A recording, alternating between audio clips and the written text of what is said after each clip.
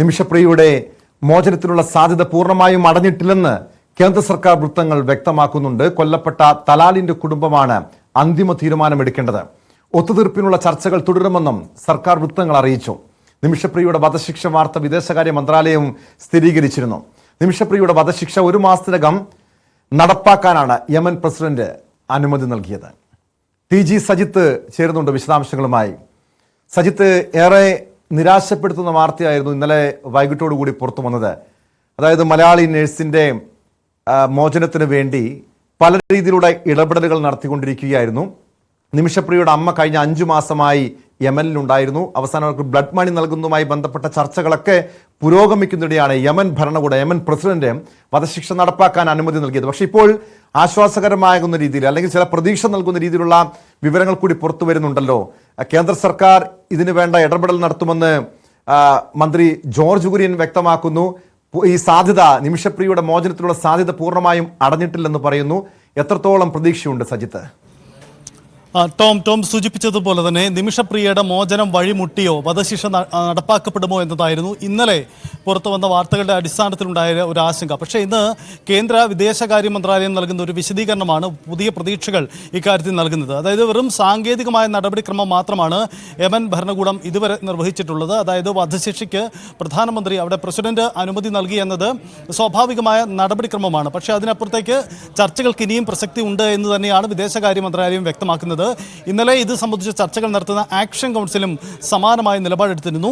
ഇന്ന് വിദേശകാര്യ മന്ത്രാലയം വ്യക്തമാക്കുന്നത് ഇങ്ങനെയാണ്: ഇക്കാര്യത്തിൽ അന്തിമമായ തീരുമാനം ഉണ്ടാവേണ്ടത്, അതായത് നിമിഷപ്രിയയുടെ മോചനത്തിന് വേണ്ടി അന്തിമമായ തീരുമാനം എടുക്കേണ്ടത് ഈ കൊല്ലപ്പെട്ട യമൻ പൗരന്റെ കുടുംബമാണ്. അവരുമായുള്ള ചർച്ചകൾ ഇപ്പോഴും തുടരുകയാണ്.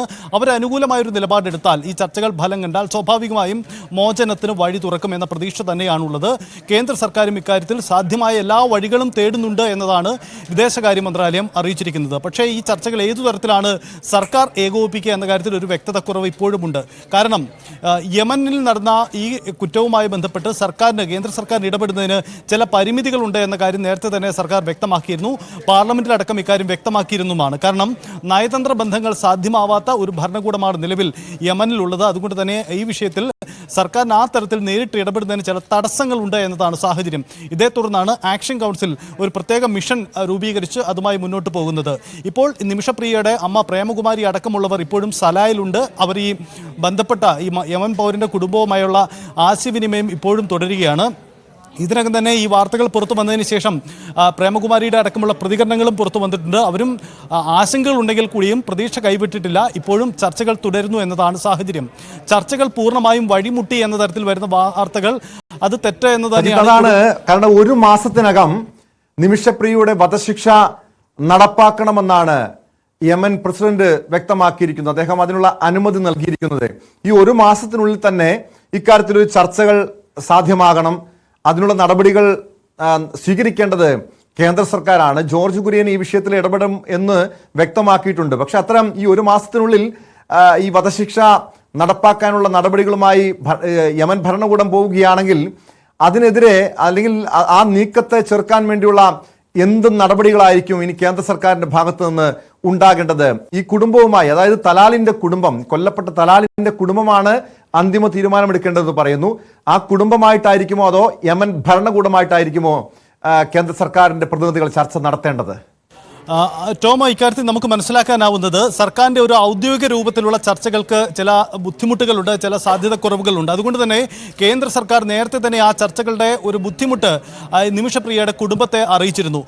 സംസ്ഥാനത്തു നിന്നുള്ള ജനപ്രതിനിധികൾ ഈ പാർലമെന്റിലും ഈ വിഷയം ഉന്നയിച്ചപ്പോൾ സർക്കാർ ഔദ്യോഗികമായി നൽകിയ വിശദീകരണവും അതാണ്. കാരണം നയതന്ത്ര ബന്ധങ്ങൾ മോശമായൊരു സാഹചര്യം നിലനിൽക്കുന്ന ഭരണകൂടമാണ് അവിടെ. അതുകൊണ്ട് നേരിട്ടിടപെടാൻ സാധ്യതയില്ല.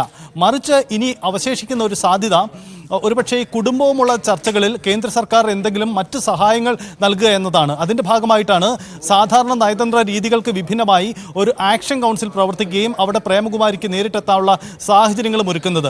അതായത് പ്രേമകുമാരിക്കും ഈ നിമിഷപ്രിയയുടെ കുടുംബാംഗങ്ങൾക്ക് അവിടേക്ക് എത്തുന്നതിനുള്ള വഴിയൊരുക്കലാണ് കേന്ദ്ര സർക്കാർ ഇതുവരെ ചെയ്തിരിക്കുന്ന സഹായം.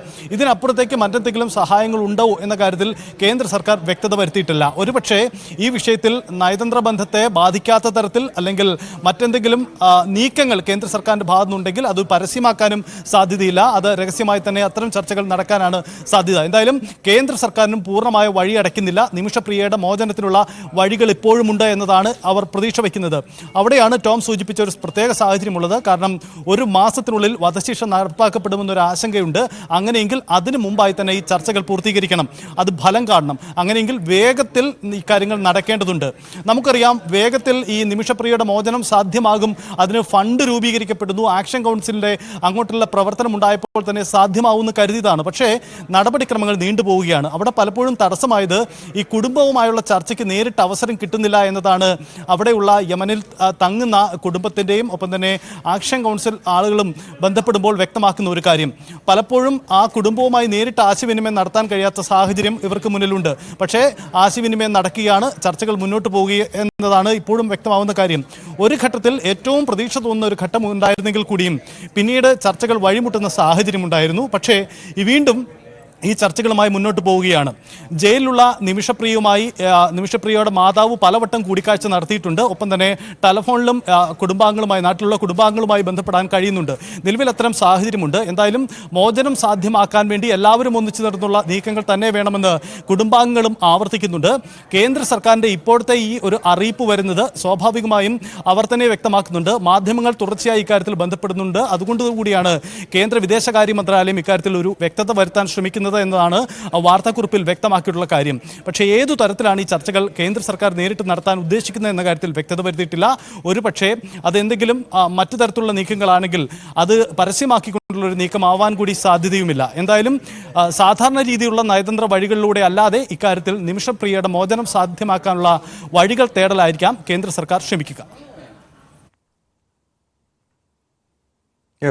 വ്യക്തമാണ്. TG സജിത്താണ് വിവരങ്ങൾ നൽകിയത്. സജിത്ത് സൂചിപ്പിച്ചതുപോലെ നിമിഷപ്രിയയുടെ മോചനത്തിനുള്ള സാധ്യതകൾ പൂർണ്ണമായും അടഞ്ഞിട്ടില്ല എന്ന് കേന്ദ്ര സർക്കാർ വൃത്തങ്ങൾ വ്യക്തമാക്കുന്നുണ്ട്. അതിനുള്ള നടപടികൾ അതിവേഗത്തിൽ തന്നെ ഉണ്ടാകേണ്ടതാണ്. കാരണം ഒരു മാസത്തിനകം നിമിഷപ്രിയയുടെ വധശിക്ഷ നടപ്പാക്കണമെന്നാണ് യമൻ പ്രസിഡന്റ് നൽകിയിരിക്കുന്ന അനുമതിയിൽ പറഞ്ഞിരിക്കുന്ന കാര്യം. അതുകൊണ്ട് തന്നെ അതിവേഗത്തിൽ ഈ വിഷയത്തിൽ സാധ്യമായതെല്ലാം ചെയ്യാൻ കേന്ദ്ര സർക്കാരിന്റെ ഇടപെടൽ അനിവാര്യമാണ്.